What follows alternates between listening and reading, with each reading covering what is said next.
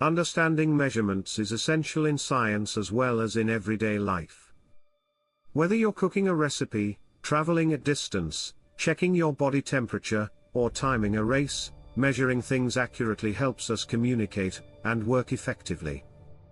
In this script, we'll explore 4 fundamental types of measurements: length, mass, time, and temperature, along with their units and instruments.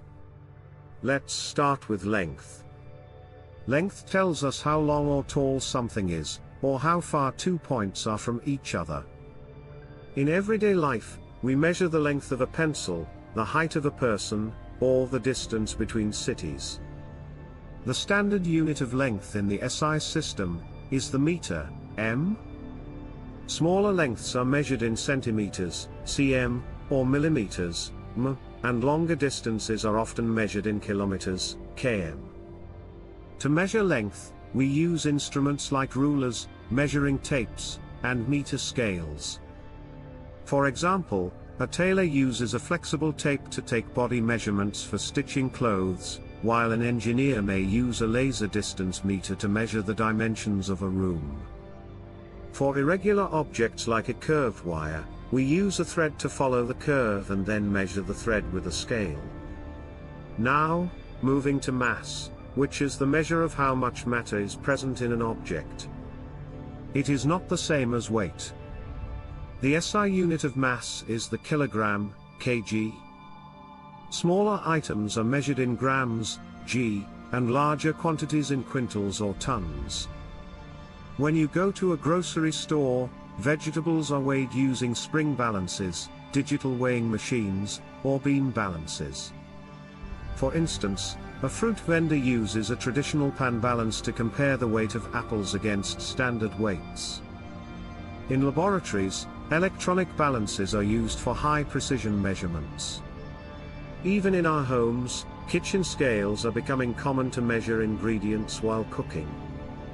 Let's now talk about time. Time helps us understand when events occur and how long they last.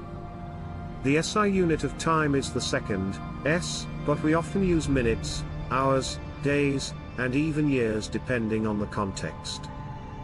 Watches, stopwatches, clocks, and digital timers are all used to measure time. In real life, athletes use digital stopwatches to measure race durations accurately. Cooking timers help ensure that food is neither undercooked nor overcooked.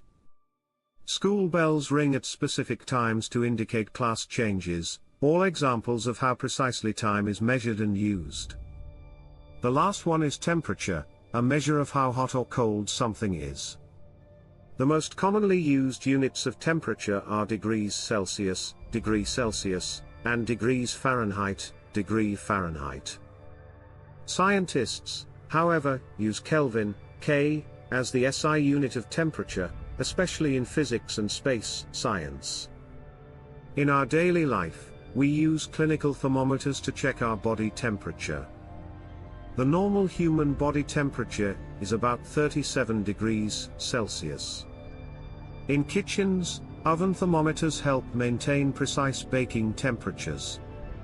Room thermometers, weather thermometers, and even digital sensors in air conditioners all measure temperature to maintain comfort or accuracy. Test tube emoji. If you're enjoying this practical explanation and it's helping you understand science better, then please like this video and subscribe to the Knowledge Nest. Your support helps us keep making educational content simple and clear. All measurements depend on having a standard unit. That's why scientists across the world use the International System of Units, SI units, so results are consistent and comparable no matter where you are. It avoids confusion. Imagine if one country used miles, another used feet, and another used random hand spans, it would be chaotic. To sum up, length, mass, time, and temperature are fundamental quantities in science.